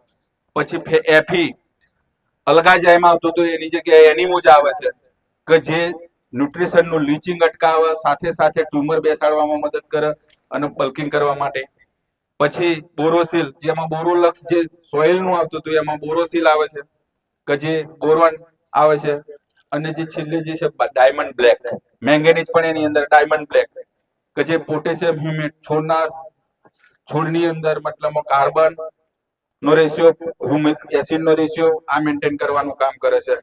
અને નેવિન્ટાસ એમએન, આ પ્રકારના આની અંદર 9 ખાતરો આવતા હોય છે. આના ચડાવવાની પદ્ધતિ એવી છે, 4 ના લોટ 3 વખત કરવાના, 2 વખત. અને એક સિંગલ ડાયમંડ બ્લેક એ એકલું રાખવાનું. માની લો તમે આજે ચડાવવું છે ફુવારાની અંદર, તો નેવિન્ટાસ ઝેડએન, એગ્રોસિલ 9, કેલ્શિયમ ક્લોરાઇડ, નેવિન્ટાસ એફી, આ 4 ને તમે ઓગાળીને ફુવારામાં ચડાવી દો. બીજા બેરલની અંદર નેવિન્ટાસ 3G, એનીમોજ, બોરોસિલ અને નેવિન્ટાસ એમએન જવા દો. અને છેલ્લા બેરલની અંદર ડાયમંડ બ્લેક ડોલની અંદર ઓગાળી રાખવાનું. અને એકલું ડાયમંડ બ્લેક ને એકલું ચડાવવાનું, આના ભેગું કરવાનું નહીં. જો આના બધું જ ભેગું કરી દીધું તો નેચર રગડો થઈ જશે. કારણ કે diamond black pure carbon base છે અને કાર્બન બધા જ ન્યુટ્રિશન ને બોન્ડિંગ કરશે અને બોન્ડિંગ કરીને પીપળાની અંદર નેચર રગડો થઈ જશે એટલે પાછા તમે હિતેશભાઈ ફોન કરશો આ તો બધું ગઠ્ઠો થઈ ગયો. પણ ચાર ડાયમંડ બ્લેક એકલું જ આપવાનું અને બીજા બધા ચાર ના લોટની અંદર ચડાવી દેવાના તો આ સંપૂર્ણ ડ્રીપની અંદર જાય. પછી જે વાત કરી બેક્ટેરિયાની, એ બેક્ટેરિયાનો ઉપયોગ શરૂઆતમાં તમારા બટાકા વવાઈ ગયા છે, પહેલું પાણી ચાલુ થયું, બીજું પાણી ચાલુ થયું, ટ્રાઇકોન, સુડોન, પોચોનિયા અને ન્યુટ્રિકોન એનપીકે આને તમે આપશો એટલે જમીનમાં પાયામાં જે ડીએપી પોટાશ વાપરેલું છે એનું ઝડપી વિઘટન કરશે અને પૂરેપૂરું વપરાવાનું કામ કરશે. સાથે સાથે જમીનજન્ય જે ફૂગો છે, કોવારાની, સુકારાની, સફેદ ફૂગ જે છે, આને મારવાનું કામ કરશે ટ્રાઇકોન સુડોન. જમીનજન્ય 90% ફૂગોનો કંટ્રોલ બેક્ટેરિયાથી જીવો જીવસ્ય ભોજનમ આના ઉપર કામ કરતી ટ્રાઇકોન સુડોન છે. અને જમીનમાં જે બળિયાનો બટાકામાં પ્રશ્ન આવે છે, ડીમડા થઈ જાય, કૃમિ, નેમેટોડ, એના માટે જે છે કે પોચોનિયા આનો જે છે વીઘે 1 કિલોનો ઉપયોગ કરવાનો છે. આ જે શરૂઆતમાં 50 દિવસના બટાકા થાય એટલે ફરી એક વખત રિપીટ ડોઝ. આ ટોટલી બેક્ટેરિયા કોઈ પણ ફર્ટિલાઇઝર સાથે તમે એપ્લાય કરી શકશો. બેક્ટેરિયાનો શબ્દ આવે એટલે આપણને એમ થાય કે ખાતર આપવાનું છે, મરી જાય. આ એ રીતની સ્પેસીસ, એ રીતની સ્ટ્રેન તૈયાર કરેલી છે, કોઈ પણ ખાતર સાથે તમે આપી શકશો. બીજું, કોઈ પણ ફંગીસાઇડ સાથે આપવાનું નહીં. આ આપ્યા પછી ફંગીસાઇડ અઠવાડિયા સુધી ફુવારાની અંદર ઉડાડવાનું નહીં તો આ તમારી જે આગળ કરેલી મહેનત બધી ઝીરો થઈ જશે. કારણ કે ફંગીસાઇડ નું કામ છે ફૂગને મારવાનું, એ સારી ખરાબ બધી ફૂગને મારી નાખશે એટલે જે મિત્રો જે છે એ પણ ડિસ્ટ્રોય થઈ જશે. ખાતર આજે આપ્યું, આવતીકાલે તમારા બેક્ટેરિયા આપવા છે તો પણ આપી શકશો. આજે ખાતર આપ્યું, પાછળથી તૈયારીમાં બેક્ટેરિયા આપવા છે તો પણ આપી શકશો. આ બેક્ટેરિયા માઇનસ ટેમ્પરેચરની અંદર પણ વર્કિંગ કરશે અને 45 ડિગ્રી ઉપરનું ટેમ્પરેચર થશે ત્યાં સુધી પણ એ કામ કરી શકશે. એ રીતની સ્પેસીસ તૈયાર કરવામાં આવેલી છે. એટલે જે ટ્રાઇકોન, સુડોન, પોચોનિયા આનો હંમેશા ઉપયોગ કરવાનો. હવે જે ખેતીના ખર્ચાળ થઈ છે, ખેતીનું મેનેજમેન્ટની વાત કરીએ, 100 રૂપિયા આપણે ખર્ચો કરીએ છીએ સમજવા માટે, વીઘાની અંદર આપણે 100 રૂપિયા ખર્ચો કરીએ છીએ, પણ એ 100 રૂપિયા જે છે રાસાયણિક ખાતરના રૂપમાં જ આપણે કરતા હોઈએ છીએ અને એ 100 રૂપિયાનો ઉપયોગ કરીને આપણે 40 રૂપિયાનું એમાંથી વળતર લઈએ છીએ.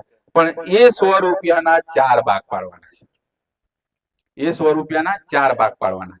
એ 4 ભાગની અંદર 50 રૂપિયાનું રાસાયણિક ખાતર લો. તમે 100 રૂપિયાનું રાસાયણિક લઈને તમે 40 જ રૂપિયાનો ઉપયોગ કરો છો, પણ 50 રૂપિયાનું રાસાયણિક ખાતર વાપરો.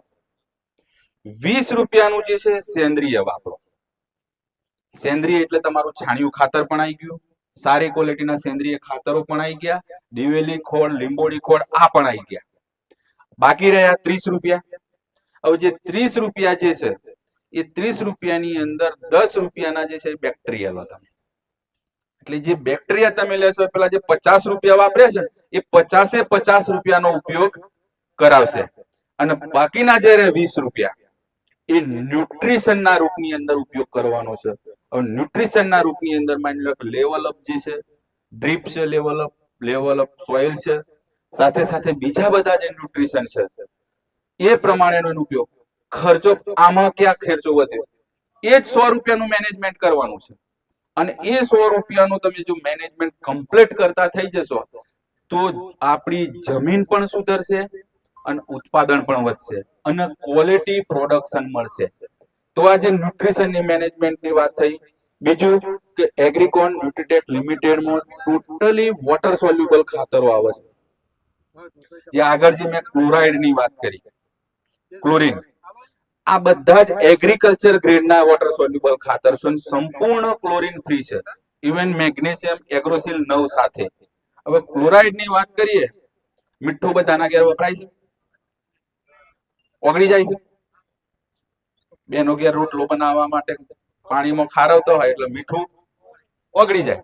કેવી રીતે ખબર પડે? મીઠું મીઠું જ કહેવાય ને. પાણીમાં ઓગળી ગયું એટલે આપણે ખાતરની અંદર પણ એ જ રીતે ચાલે છે.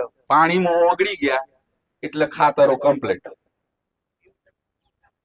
પણ આપણે ઓગાળીને ચડાવી દીધા, પણ ચડાયા પછી છોડે લીધા લીધે આપણે ચકાસવા જવાના છીએ. પણ ક્લોરીન ફ્રી ક્વોલિટી પ્રોડક્ટ હશે તો એ છોડ તમને બતાવશે. 0.050 આપ્યું એટલે છોડ મુકાવાનો લંઘાવાનો ચાલુ થાય, પાછો પડે. પણ જો છોડ લીલો થાય તો 0.050 આપે ને છોડ લીલો થાય તો 0.050 કહેવાય. 0.050 ની ખાસિયત જ છે કે 0.050 આપો એટલે છોડ પાછો પડે, કારણ કે એ પીરિયડ બલ્કિંગ કરવાનો પીરિયડ હોય. કેલ્શિયમ નાઇટ્રેટ આપણે આપીએ, હવે નાનો દાણો યુરિયા કેલ્શિયમ નાઇટ્રેટમાં આપી દે, 800 રૂપિયા 25 કિલો આપી દે, 800 રૂપિયાની 25 કિલો. પણ એ તો યુરિયા જ થયું ને, કેલ્શિયમ નાઇટ્રેટ તો નહીં. અને બંનેનો ડિફરન્ટ આપણે આઈડેન્ટિફાઈ કરી શકશું, મૂકી શકીએ તો. આ થેલી હોય તો ખબર પડે છે કે આ યુરિયા છે. ઘણી વખત સોનું કોઈ દિવસ સસ્તું હોય, અને સસ્તું હોય સોનું હોય, ક્યાંક મગજમારી હોય. કારણ કે મારે જો રેટ નીચા આપવા છે, ક્વોલિટીમાં કોમ્પ્રોમાઇઝ કરી શકીશ તો હું ક્વોલિટી પ્રોડક્ટ નહીં આપી શકું. તમે વાપરી દેશો, ચડાવી દેશો તો આજે બધા જ જે ગ્રેડ જે છે ને, ક્વોલિટી પ્રોડક્શન એગ્રીકલ્ચર ગ્રેડ ને ક્લોરીન ફ્રી પ્રોડક્ટ આવતી હોય છે. તો એગ્રીકોન પાસે 120 થી 25 પ્રોડક્ટોની રેન્જ ધરાવે છે. અને અમારી પાસે જે સ્ટાફ જે છે બધા જ વેલ ટ્રેન છે, આના વિશે નોલેજ વાળા છે. ગમે ત્યારે તમારો કોઈ ક્વેશ્ચન હોય, કોઈ તમારા ફિલ્ડની વિઝિટ કરવી હોય તો અમારા અહીંયા હિતેશભાઈ છે, આ બધા જે છે એ તમને સર્વિસ આપશે. બીજું આ લેવલ ઓફ સોઇલ જે છે, ઘણી વખત ફુવારાને એમોનિયમ સલ્ફેટ આપણે આપતા હોઈએ છીએ છૂટું. તો એમોનિયમ સલ્ફેટ ભેગી પણ મિક્સ કરીને એને તમે ચાસની અંદર, દરેડાની અંદર આપી શકશો, જે લેવલ અપ જે સોઇલ વાળી છે. ડ્રીપ વાળી તો જે ફુવારાની અંદર આપી જ શકશો. બાકી ટાઈમ કેટલો થયો? આ એટલે હવે બધાનો શિડ્યુલ પાછળ બધા આગા પાછા થવા માંડ્યા છે, એટલે શિડ્યુલ મતલબ ટાઈટ હોય ને, કારણ કે જમવાનો શિડ્યુલ ફિક્સ જ છે. પણ આની અંદર શિડ્યુલ ફિક્સ છે. જો આની અંદર શિડ્યુલ આવે, મારે 12 વાગે ખાઈ લેવાનું, કંઈક બહાર ગયા હોય તો જાગું પાછું થાય. પણ ખેતીનો જે શિડ્યુલ છે ને એ મિસમેચ થાય છે. તો હવે બધા જ દરેક મિત્રોને વિનંતી છે, આપણા જેવી રીતે શિડ્યુલ ફાઇનલ કરીએ છે ને એવી જ રીતે ખેતીના શિડ્યુલ પણ હવે ફાઇનલ કરો.